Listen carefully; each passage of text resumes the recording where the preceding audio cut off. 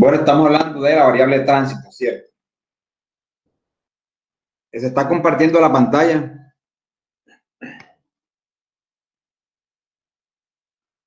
Sí, bro.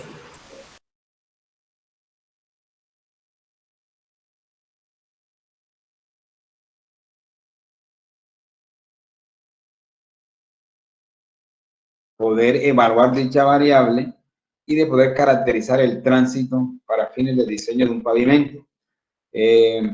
Estamos hablando ya de varios conceptos, ¿verdad? Hemos visto algunos aspectos básicos para que entendamos de qué se trata el asunto. Partimos del hecho de que son los vehículos comerciales los que se deben tener en cuenta. Ya sabemos que son buses, busetas, camiones, y que el resto de vehículos no se consideran, no se tienen en cuenta para la determinación del tránsito. Hemos visto los diferentes ejes, las diferentes configuraciones. En nuestro país, pues las más utilizadas son los ejes sencillos o ejes simples, rueda sencilla, eje sencillo, rueda doble, eje tándem, eje tridente. Y vemos que existen unas convenciones para representar los vehículos, básicamente los vehículos de carga, en función del número de ejes y si poseen semirremolques o unidades remolcadas. Y hemos visto que el tránsito es bastante heterogéneo, motivo por el cual se requiere establecer una simplificación con el fin de poder representarlo de la manera más sencilla posible.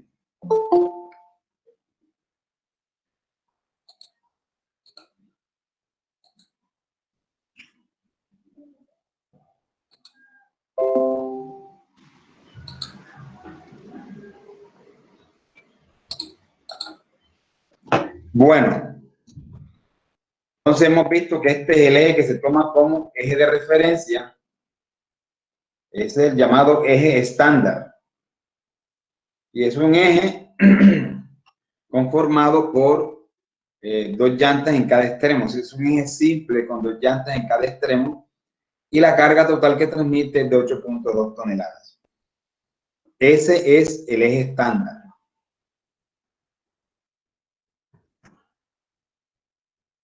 Vimos, digamos que un par de ejemplos para determinar, por ejemplo, presión de contacto, ¿verdad?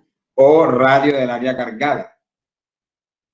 Y queda claro que las cargas por eje, lo que hacemos es repartir esas cargas de manera proporcional en función del número de llantas que posee ese eje. Para el caso de los ejes direccionales, pues la carga se divide entre dos. Entonces, en cada extremo se aplicará la mitad de la carga total. Es decir, cada llanta aplicará sobre el pavimento una carga igual a la mitad de la carga total para el caso de los ejes direccionales. Si tenemos un eje simple con rueda doble, en el ejemplo veíamos que el criterio siempre es repartir en mitades, en dos mitades para cada extremo, y en función del número de llantas que tengamos, así también se reparte. Entonces, por eso es que para el caso de los ejes simples con rueda doble, cada llanta en cada extremo va a tener la cuarta parte de la carga total. Y analizamos el efecto de cada una de las llantas, y entonces si lo que nos piden es determinar radio del área cargada, ¿verdad? O el área, pues simplemente ya hacer una relación de carga versus presión de contacto o presión de inflado, y en función de estos parámetros podemos determinar el desconocido.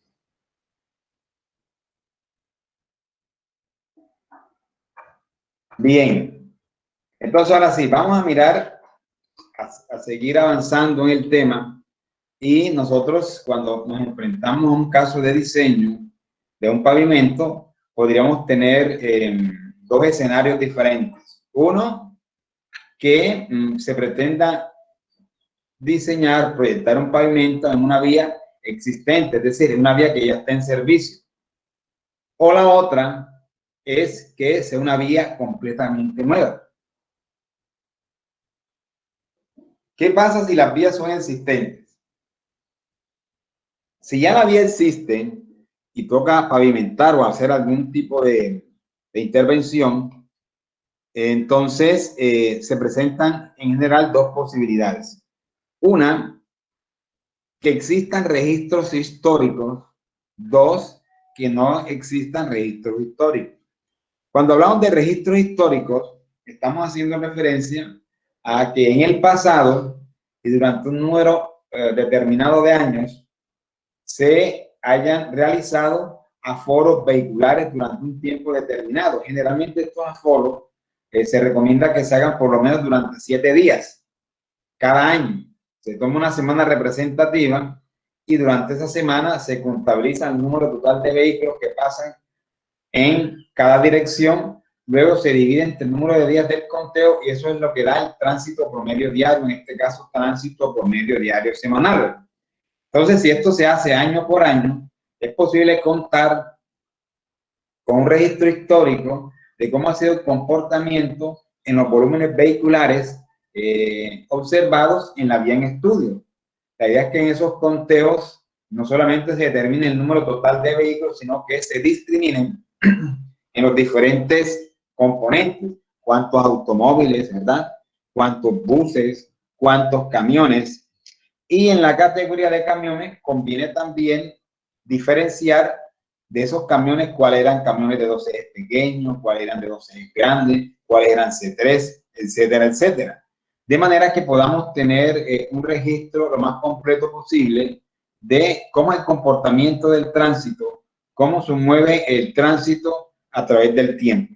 Entonces, esto es una labor bastante importante y que aquí en Colombia se ha venido realizando año tras año y existen a lo largo de la red vial nacional a cargo de Invías una serie de estaciones de aforo distribuidas a lo largo y ancho de nuestra geografía y en cada una de esas estaciones de aforo existen registros de muchísimos años, de 30, 40 o hasta más años. Entonces, es una información bastante valiosa para determinar tendencias de crecimiento, ¿verdad? Para poder establecer hacia futuro cuál sería el tránsito esperado. Entonces, lo que hacemos es, miramos cómo ha sido la evolución del tránsito en el pasado y en función de esa evolución poder extrapolar, ¿verdad? Cómo sería el crecimiento hacia futuro, que es lo que queremos buscar. Hay que tener en cuenta que esa estimación que nosotros hacemos del tránsito no es del pasado, no es de ahora, es lo que va a circular hacia futuro. Entonces podemos partir de información previa, de información de una serie histórica y mirar cómo es el comportamiento de crecimiento, cómo se ha comportado y establecer a través del uso de herramientas estadísticas relativamente simples o sencillas, podemos determinar curvas de crecimiento y a través de esas curvas asignar volúmenes y discriminar entre los diferentes tipos de vehículos.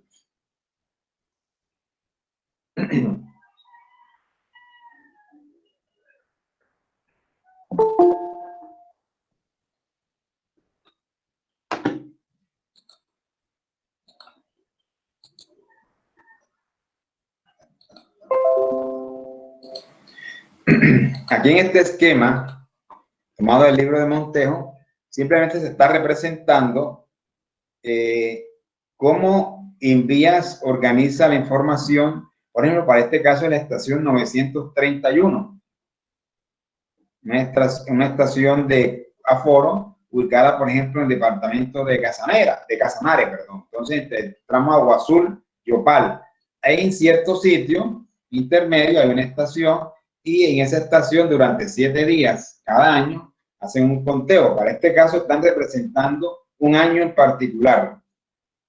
Entonces, en la parte superior está el tránsito promedio diario semanal obtenido. En este caso, 1.152 vehículos por día, distribuidos entre, y se presentan en la parte inferior en porcentaje, ¿cuántos autos? 59% son los autos, 4% los buses, 37% los camiones. Recuerden, autos, buses, camiones, A, B, C. Entonces se entiende que el primer porcentaje se refiere a autos, luego buses, camiones. Y en lo que respecta a los camiones, Adicionalmente, se establecen unos cuadros en donde se hace referencia a la distribución relativa de los camiones, entre camiones de 2 ejes, de 3 ejes, de 4, etc.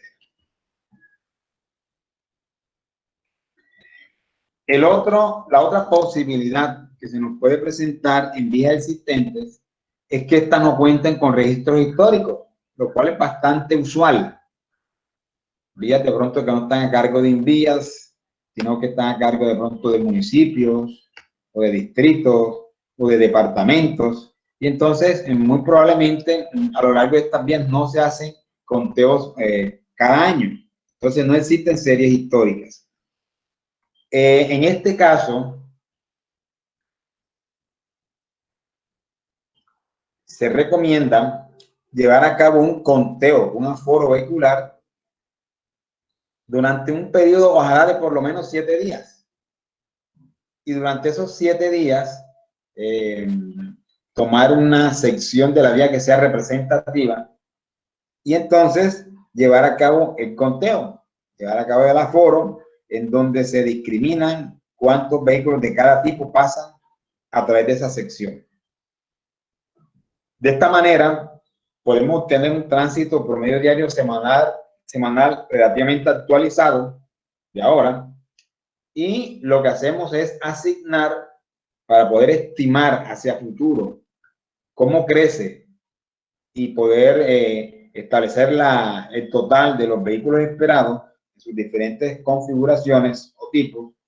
Lo que se hace entonces es asignar una tasa de crecimiento que pueda ser representativa de ese corredor vial. Existen algunos documentos de Invías en donde podemos tomar algunas referencias relacionadas con tasas de crecimiento. Entonces asignamos esa tasa de crecimiento y a partir del volumen obtenido en ese aforo podemos estimar hacia futuro cuál sería el número total de vehículos de cada clase. De esa manera comenzamos a determinar el tránsito. Lo que estamos diciendo aquí hasta el momento es, estamos tratando de mirar qué posibilidades tenemos en relación con la estimación del tránsito en función de si tenemos vías existentes o no. A final de cuentas, veremos que el insumo más importante o el insumo esencial en lo que respecta a la variable tránsito para fines de diseño lo constituye el número de ejes estándar esperados. Hacia allá vamos.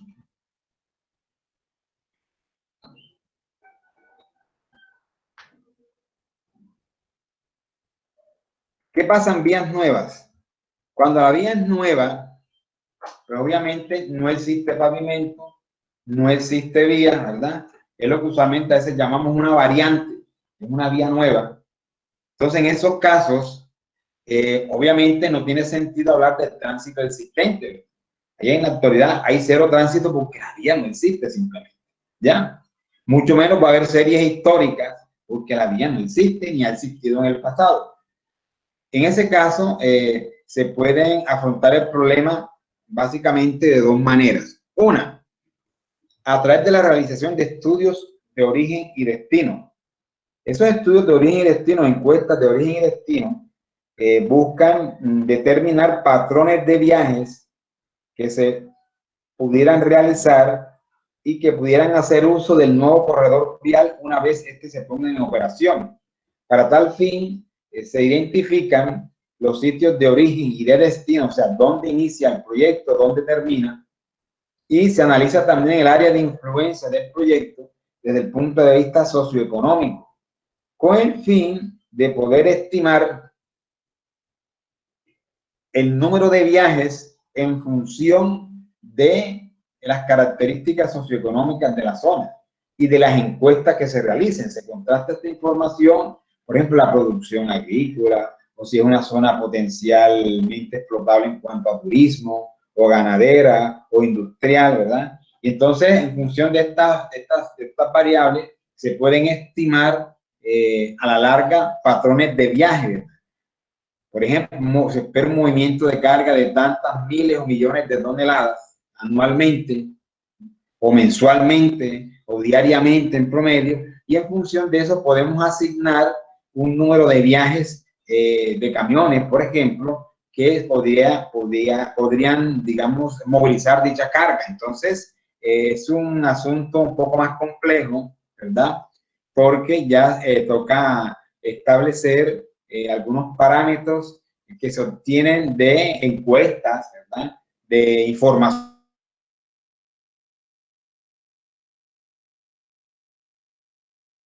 Toda esa información para poder determinar de forma aproximada cuántos viajes, y esos viajes a la larga se traducen en cuántos vehículos de diferentes tipos, cuántos camiones podrían pasar a través de ese pavimento.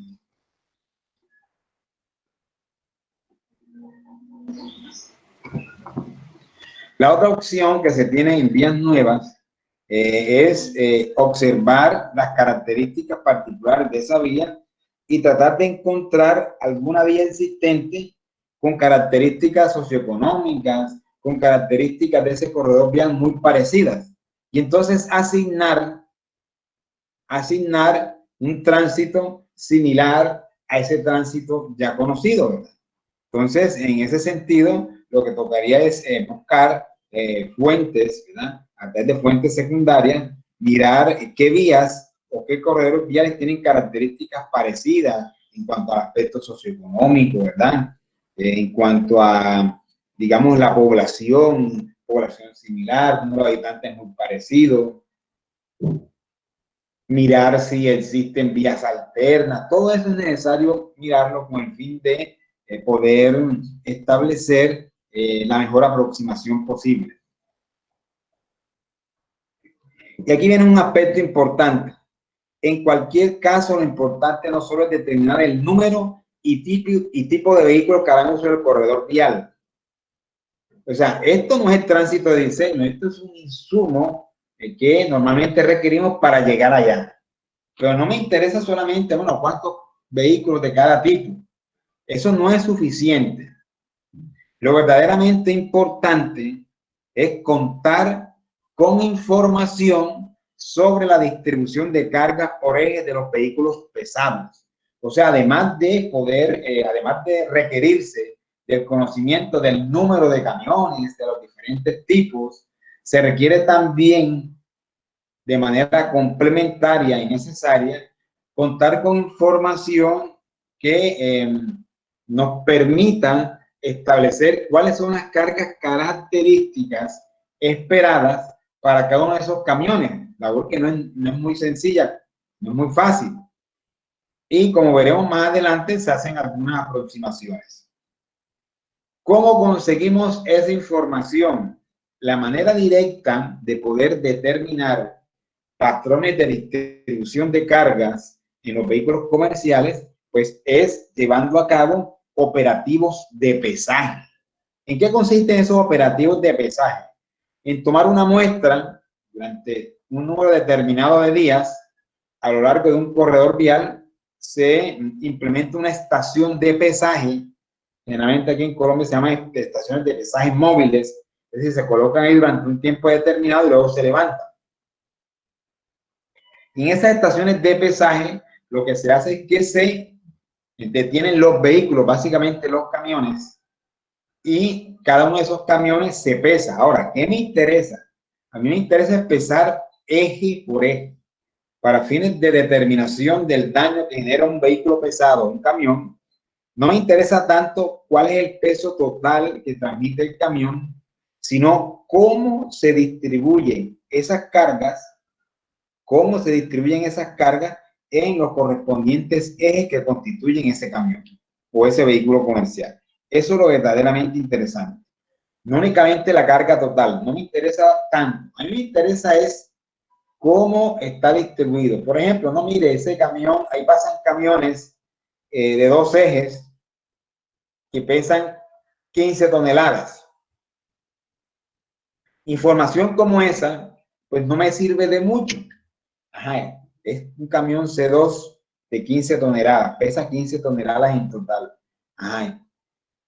¿Para qué me puede servir? Prácticamente no me sirve de nada, pero si me dijeran a mí, mire, son camiones de 15 toneladas, en el eje delantero lleva 5 toneladas y en el eje posterior 10 toneladas.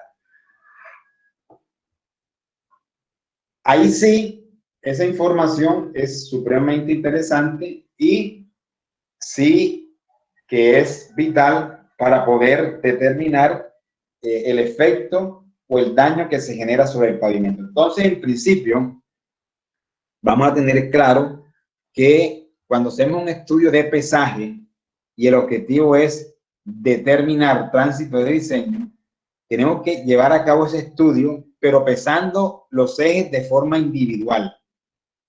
Viene un camión de 2 ejes, pesa el eje delantero y pesa el eje trasero.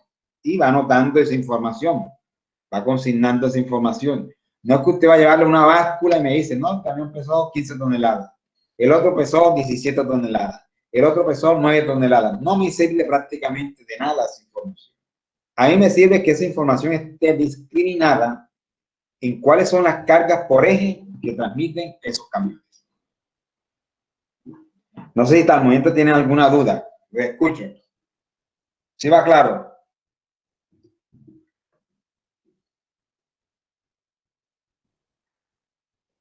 Sí, profe.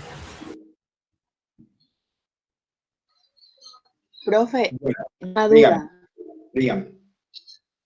pero, o sea, el pesaje de los ejes, individualmente, ¿cómo se hace? O sea, usted dijo con una báscula, pero cada Sí, uno, ¿tiene algún medidor, algo digital, algo sí. que marque como la individualidad? Sí, mira, una de las maneras de hacerlo es, es que, pues, obviamente, el vehículo tiene que, es un operativo con apoyo de la policía, ¿verdad? Los vehículos se detienen, hay unas básculas colocadas en el carril, ¿verdad? En la calzada, en un lado de la calzada, y hace que el camión, lo corra hasta el sitio de la báscula lentamente. Cuando ya está en la báscula, pesa el eje delantero. Hacen lo mismo para el eje trasero o para los ejes posteriores y anotan el peso. Lo hacen de esa forma. Por lo menos en Colombia se hace normalmente de esa forma.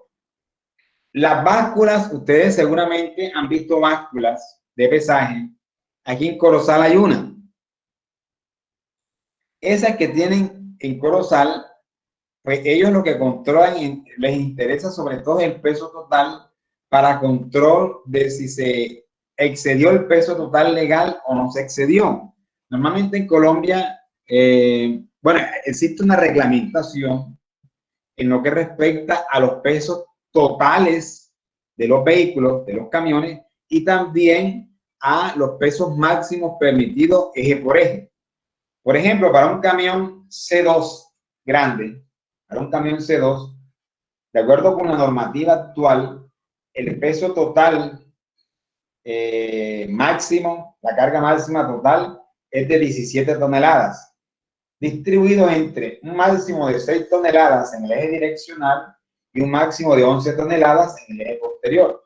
Pues por ahí también hay una tolerancia, o sea, se le suma creo que un 5%, si no estoy mal, que es la tolerancia. Bueno, pero esas son las cargas, digamos, máximas. Entonces, ¿qué es lo que se hace? Lo que se hace es se pesa de forma individual cada eje y se consigna esa información. Eso es lo que interesa.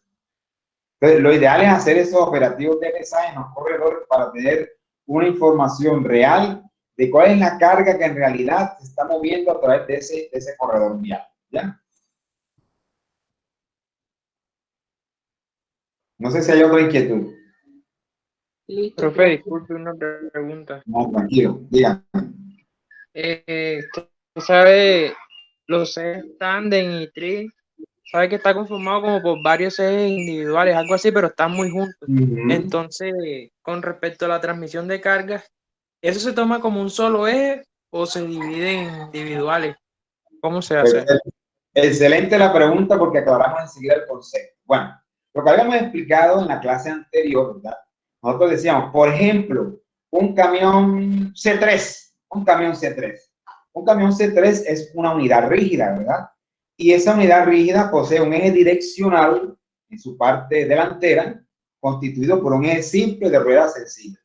Y en la parte posterior hay un eje tándem, conformado ese eje tándem por dos ejes simples de rueda doble en los extremos. Si nosotros los contabilizamos de forma individual, son 3 ejes. Sin embargo, cuando nosotros vamos a evaluar el efecto que generan esas cargas que transmite ese camión sobre el pavimento, nosotros, por ejemplo, el eje posterior, el tándem se maneja como una sola unidad.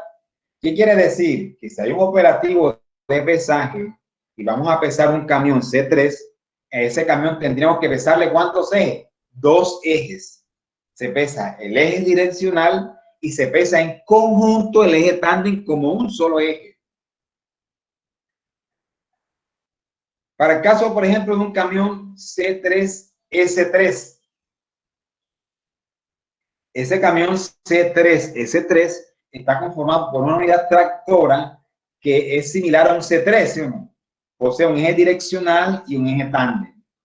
Y en el semirremolque posee un eje trídem. Entonces, para fines de la evaluación del efecto que generan las cargas transmitidas por ese camión al pavimento, se va a considerar que existen únicamente ¿cuántos ejes? 3 ejes. El eje direccional, el eje que le sigue, que es un tándem, y el eje del semirremolque, que es un trídem. Por lo tanto, si se va a pesar un camión C3S3, nosotros tendríamos que pesar ¿cuántos ejes? 3 ejes. Pesa el eje direccional, luego pesas el conjunto conformado por el eje tándem y finalmente pesas el conjunto conformado por el eje trídem. De esa forma se hace el operativo y de esa manera se considera el efecto generado por esas cargas. No sé si ya queda satisfecha la respuesta. Si queda duda o no sé si tienen otra inquietud.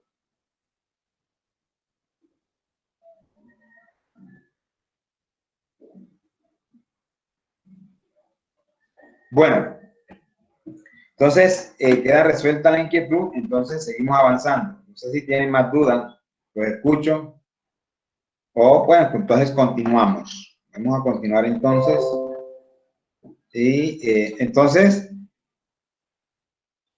normalmente nosotros hablamos de un carril de diseño.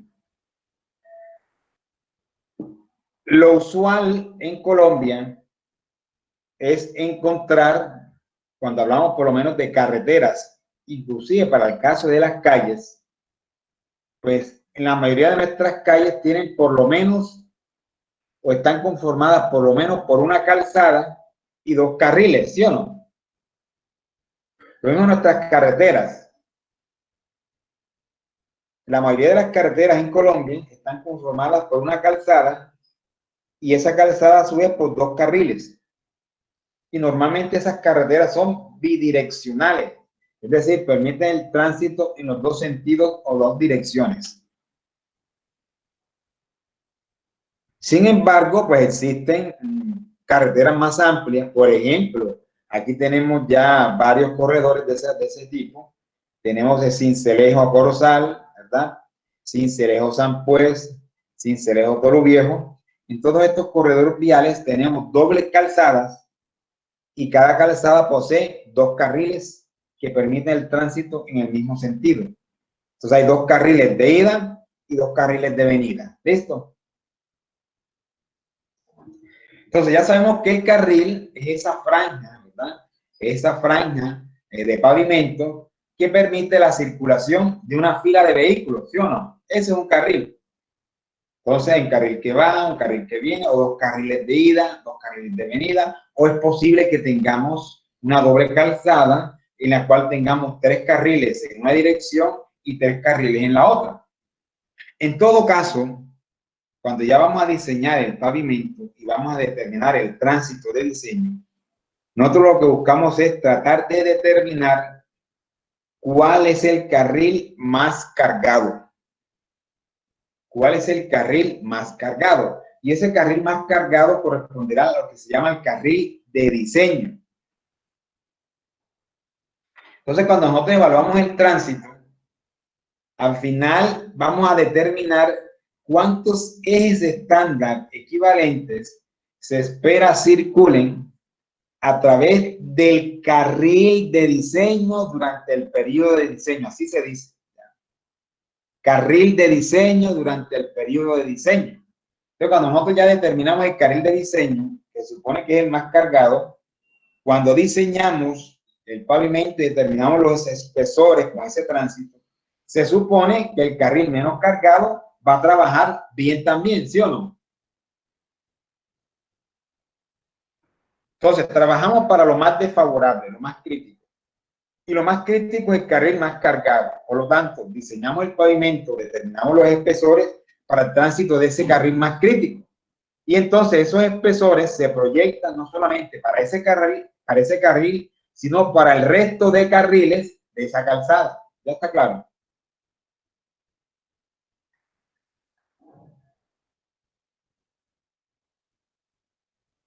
Entonces yo les pregunto, ¿para qué sirve el carril de diseño entonces?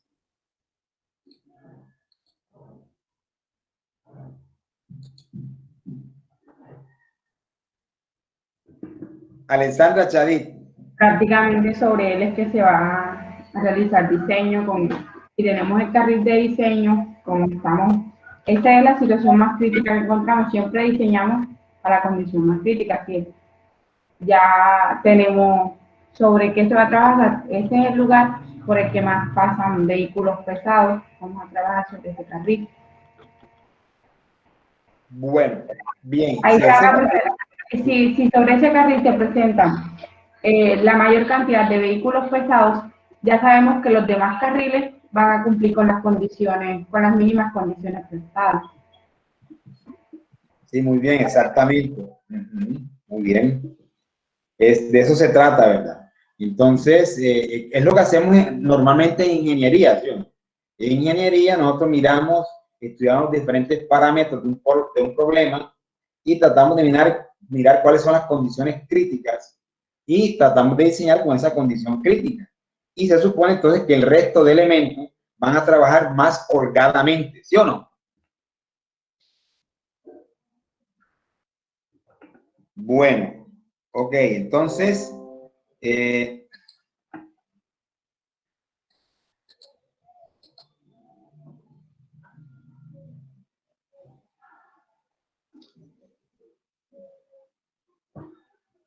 fíjense una cosa.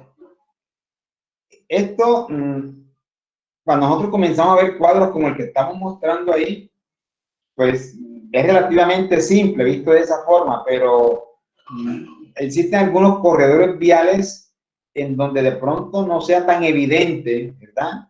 No sea tan simple la aplicación de porcentajes como este. Voy a empezar diciendo lo siguiente.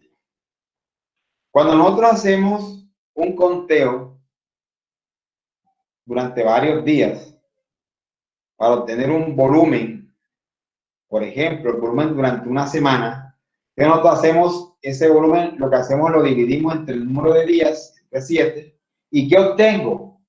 El tránsito promedio diario semanal de ese corredor vial. Si estamos hablando de una carretera, normalmente las carreteras colombianas son bidireccionales. Entonces, si yo digo que una vía en particular posee un tránsito promedio diario de, por ejemplo, 1.800 vehículos por día, y si la vía es bidireccional, cuando yo diga de 1.800 vehículos por día y no diga más nada, yo lo que estoy diciendo ahí de forma implícita es que esos 1.800 vehículos por día se presentan contabilizando tanto los vehículos de ida como los vehículos que vienen. Es decir, los vehículos o el tránsito en los dos sentidos de circulación, en las dos direcciones, considerando el tránsito bidireccional. Pero si yo digo, miren, el tránsito es de 1.200 vehículos en la dirección Sincelejo Corozal. Ya eso es otra cosa. Pero si no se dice de forma explícita, no se nombra un sentido, entendamos de aquí en adelante que estamos haciendo referencia al volumen total de vehículos esperados en ambas direcciones. ¿Ya? De manera que si yo digo, mire, el TPD de la vía por ejemplo, ¿cuál es el tránsito promedio diario de la vía Sincelejo-Chochó? No, la vía Sincelejo-Chochó, o La Garita, por ejemplo, ahí de La Garita. La Garita-Chochó. No, el tránsito promedio diario es de 700 vehículos por día. Entonces, ¿cómo es la vía o qué características de operación tiene la vía La Garita-Chochó? Aquí mismo en Sincelejo. Chochó, corregimiento de Sincelejo. Si yo digo que son 700 vehículos por día, el tránsito promedio diario, y no digo más nada, y yo sé que esa vía es bidireccional, yo tengo que entender entonces que esos 700 vehículos por día es contabilizando el tránsito en las dos direcciones. Entonces,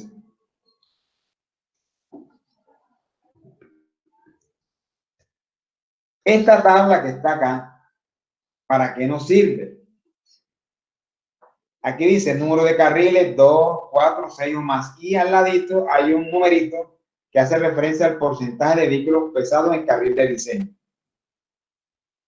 Lo que me está diciendo es que si yo tengo una vía de 2 carriles, por ejemplo, la vía La Garita, Chochó, una vía de 2 carriles, o la vía, por ejemplo, San Pues, Chinú, o Corozal, Los Palmitos, o Toluviejo, Tolú, o Toluviejo, San Onofre. Todos estos corredores viales poseen ¿cuántos carriles? 2. Y sabemos además que son en todos los casos vías bidireccionales. Entonces, si a mí me dicen, por ejemplo, que la carretera Toluviejo, San Onofre posee un tránsito promedio diario de 2.200 vehículos por día, yo les preguntaré a ustedes si el tránsito de la vía Toluviejo, San Onofre es de 2.200 vehículos por día, ¿cuántos vehículos por día se esperarían en el carril de diseño? Les pregunto.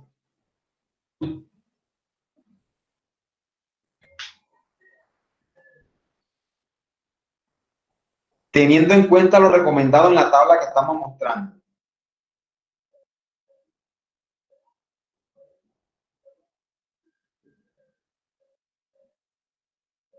Profe, la mitad, ¿no?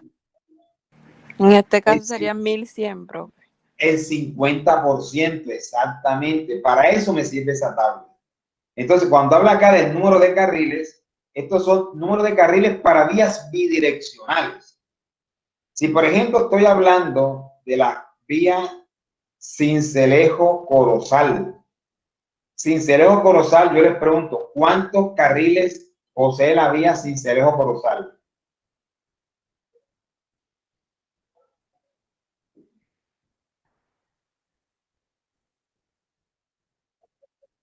O sea que en total son 4 carriles. En total son 4 carriles. Por lo tanto, yo entraría en esta tabla con 4 carriles, ¿ya? Y entonces en el carril de diseño, si a mí me dicen, miren, el volumen de vehículos, el tránsito promedio diario semanal entre Sincelejo y Corozal son 10.000 vehículos, redondear el valor, son 10.000 vehículos. Yo les pregunto a ustedes, como primera medida, esos 10.000 vehículos es contabilizando el tránsito en las dos direcciones. O sea que ahí contabilizaron, le sumaron a los vehículos que iban de Corozal a Sincelejo, más los que venían de Sincelejo a Corozal, ¿cierto? Entonces, si son 10.000 vehículos, yo les pregunto, ¿cuál sería el tránsito en el carril de diseño? 4.500, profe. 4.500, exactamente. 4.500. Fíjense que en todos los casos estamos asumiendo que estos carriles es para tránsito bidireccional. De igual manera, si tenemos 6 o más carriles, pues ya no sería el 45, sino el 40. Sería entonces 4.000, ¿sí o no? Bueno, para eso nos sirve esa tabla. Ahora, ¿cuándo utilizamos esta tabla? Que esta misma que está acá, simplemente está más grande. Nosotros la utilizamos cuando la vía que estemos evaluando no tengamos una información certera y verdaderamente confiable que nos diga que la distribución es distinta a la mostrada en dicha tabla. ¿Cómo así? Es posible que usted tenga un corredor vial, por ejemplo, de 2 carriles y sea bidireccional, y puede que en un sentido se mueva el 60% de los vehículos y puede que en el otro se mueva el 40%. Si nosotros tenemos certeza de esa situación y a través de un estudio de tránsito podemos concluir dicha situación, entonces esto sería un caso que se apartaría de este caso que es general. Estas son unas recomendaciones generales. Ese sería un caso particular y valdría la pena para ese caso particular, teniendo en cuenta que tenemos información confiable, ¿verdad?, de un estudio. Entonces, en ese caso, si la distribución del tránsito es 40% en un sentido y 60% en el otro, yo les pregunto a ustedes, para fines de diseño, si sobre esa vía se mueven 3.000 vehículos por día, ¿cuál sería el tránsito en el carril de diseño?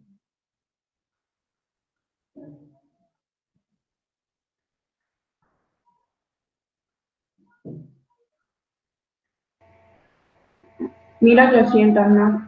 Se diseña para la situación más crítica, que es el 60% de un carril. Exactamente, esa sería. Entonces, fíjense, si nosotros contamos con información propia del proyecto, confiable, que nos digan, que nos informen sobre distribuciones distintas a las mostradas en el cuadro, trabajamos con lo más desfavorable. Pero si no hay una información certera y no hay una diferencia significativa en el tránsito observado en una y en otra dirección, se sugiere, se recomienda que trabajemos con los porcentajes mostrados en esta tabla. ¿Quedó claro?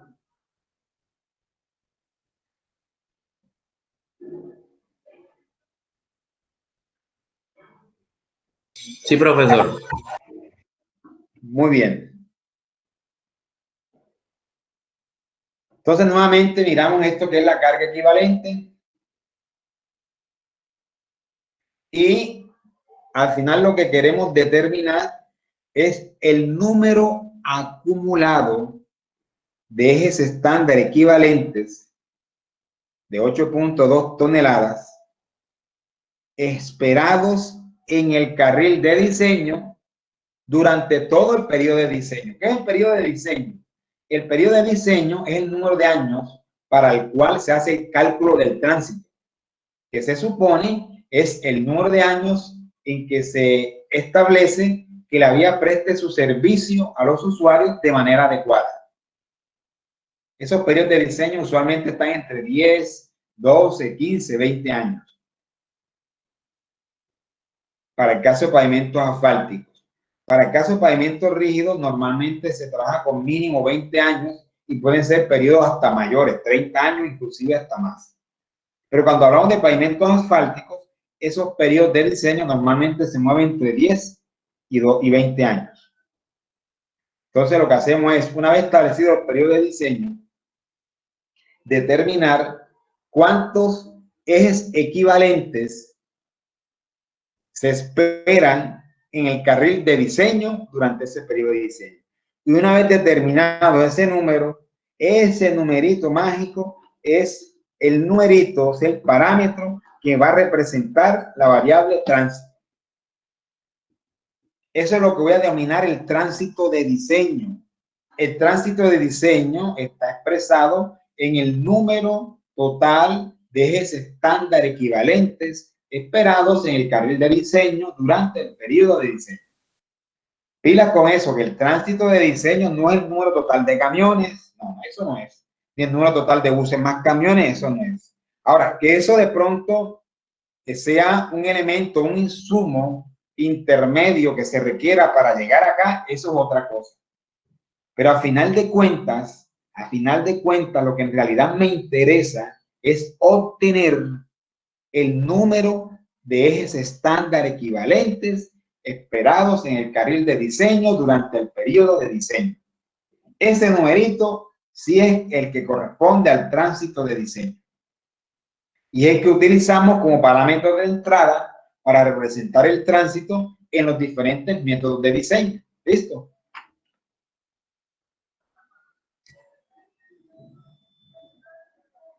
Pues vamos a tomarnos un break aquí de unos 5 o 7 minuticos para hacer una pausa activa y regresamos.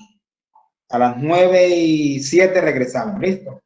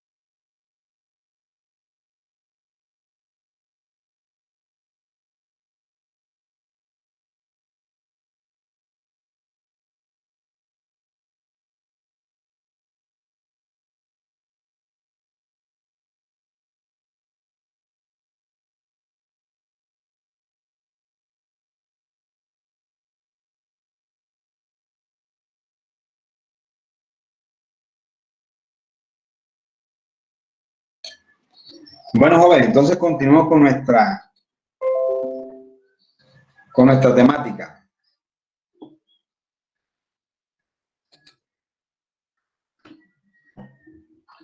Bueno, listo. Entonces ya tenemos claro que la idea es determinar el número de ejes estándar equivalentes esperados en carril de diseño durante el periodo de diseño, ¿cierto? Entonces vamos a hablar de algo que tiene que ver con las llamadas cargas equivalentes. Recuerden que ya hemos hablado de que la idea es hacer una simplificación teniendo en cuenta lo complicado que es el tránsito en cuanto a su heterogeneidad, cómo se distribuyen las cargas, diferentes configuraciones, diferentes tipos de vehículos, etcétera. Entonces, torna este problema bastante complejo y lo que se hace es una simplificación a través de cargas equivalentes. Entonces, este concepto de cargas equivalentes lo implementó originalmente la ASTO en el llamado ensayo vial de la ASTO, por allá a finales de los 50, principios de los años 60 del siglo pasado. Y posterior a ello, pues ellos han venido periódicamente ajustando y mejorando sus métodos de diseño hasta que en la actualidad pues se posee con información bastante valiosa y bastante confiable. Entonces, ¿cuál es la idea? La idea es poder establecer algún tipo de equivalencia entre el efecto generado por un eje, una determinada carga, con respecto al daño que puede llegar a generar un eje patrón. ¿Cuál es el eje patrón? Yo les pregunto a ustedes, ¿cuál será ese eje patrón?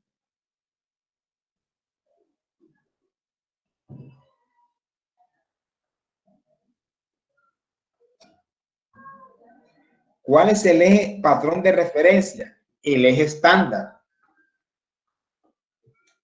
El eje patrón de referencia no es más que el eje estándar.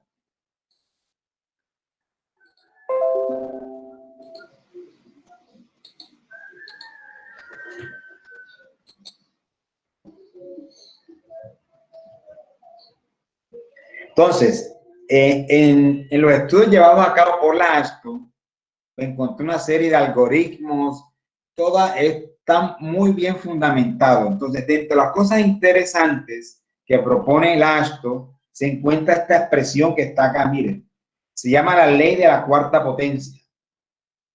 Ley de la cuarta potencia. Y me permite determinar un factor de equivalencia de carga por eje.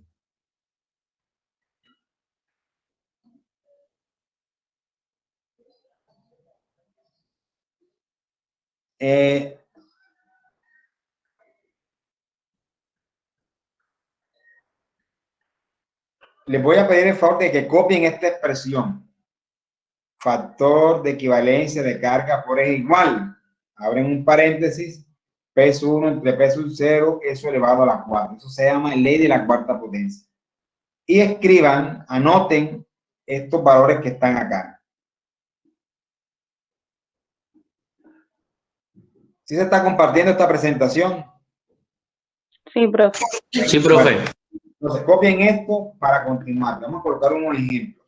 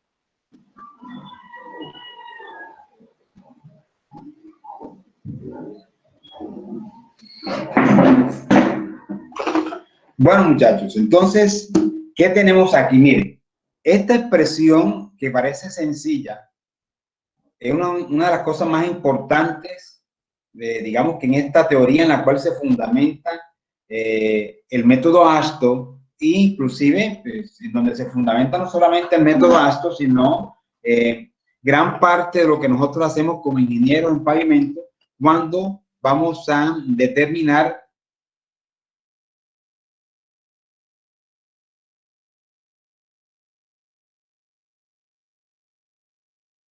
me permite obtener un factor de equivalencia de carga por eje. En otras palabras, el numerito que obtengo ahí, bueno, antes de decir eso, vamos a un ejemplo, seguramente es más diciente la cosa, es más diciente.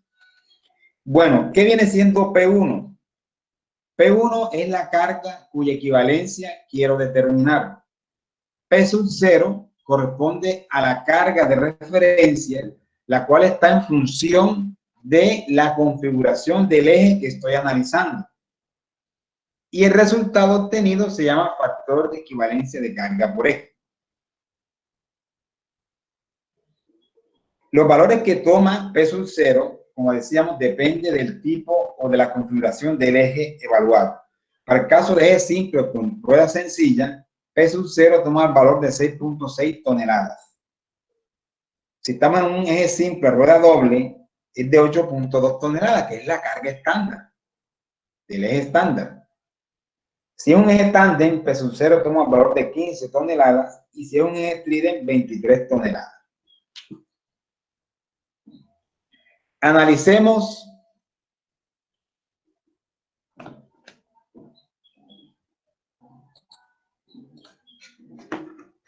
pues vamos a hacer lo siguiente aquí.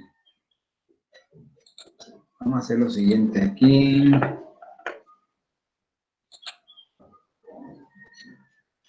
Vamos a hacer lo siguiente. Para no mostrar todo enseguida. Para ir paso por paso.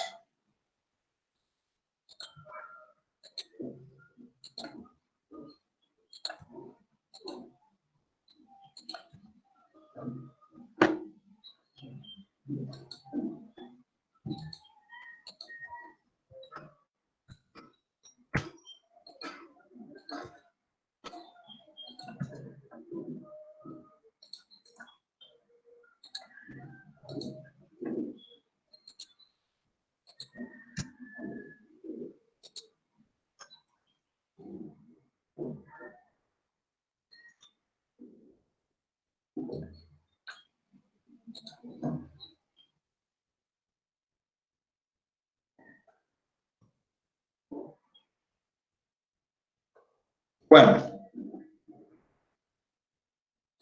ahora sí.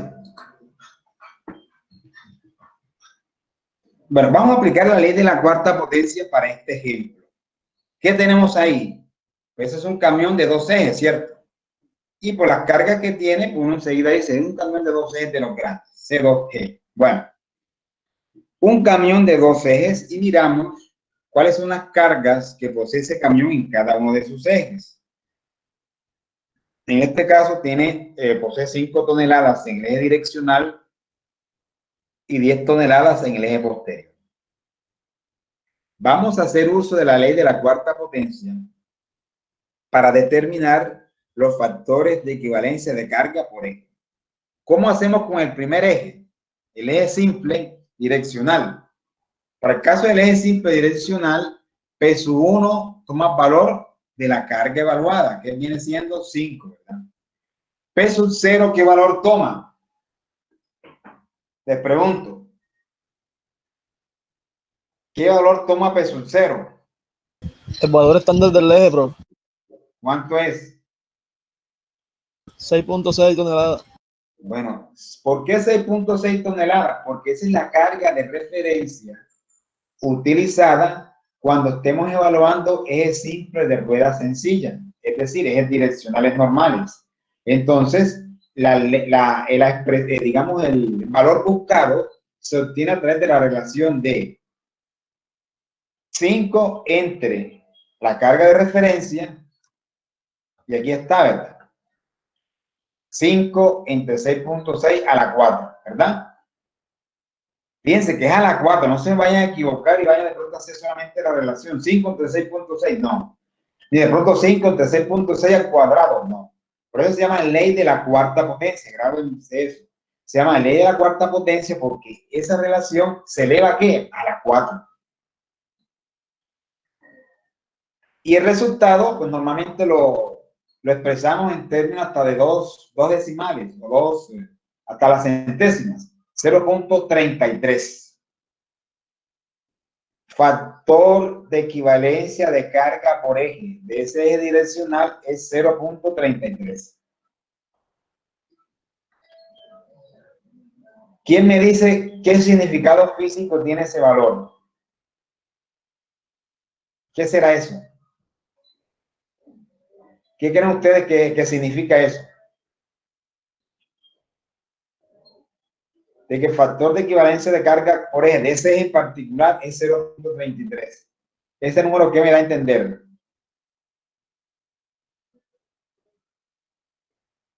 Profe, ese porcentaje de carga que recibe esa parte del eje.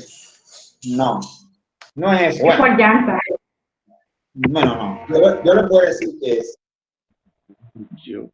No se preocupen, yo les puedo decir que es. Presten atención. Aquí estamos hablando ya no el efecto de la llanta, sino el efecto que genera el eje en este momento. Me interesa es el eje. Una cosa es cuando ya la análisis particulares de determinar radio del área cargada o presión de contacto, y hoy día hago un análisis de lo que sucede en cada extremo. Pero ya cuando yo veo el efecto macro de lo que genera el camión, yo analizo cada uno de sus ejes. Entonces, el eje direccional posee una carga o transmite una carga de 5 toneladas. Y al yo aplicar la ley de la cuarta potencia, me da 0.33. Entonces, Cuando actúa una carga sobre el pavimento, vamos a mirarlo de esta forma. Cada vez que pasa un eje, imaginémonos que pasó un eje, pasó este eje direccional. Cuando sobre esa sección del pavimento pase ese eje, imaginémonos como una línea de meta, ¿verdad?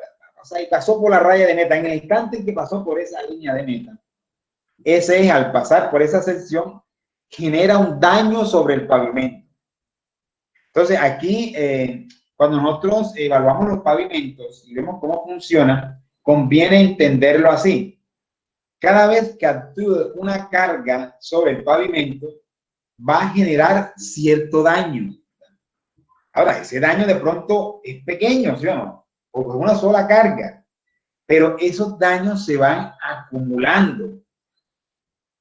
Esos daños se van acumulando y cuando ya hay muchísimas repeticiones, muchas, miles o cientos de miles o de pronto millones de repeticiones, usted comienza a ver el efecto que genera esa acumulación de cargas sobre el pavimento y comienza a observar deterioros. ¿Listo? Entonces comenzamos entendiendo de que al aplicar esa carga voy a generar cierto daño. Entonces, ese numerito, ese 0.33 significa lo siguiente. Significa que el daño que genera en el pavimento la aplicación de esa carga, de ese eje direccional de 5 toneladas,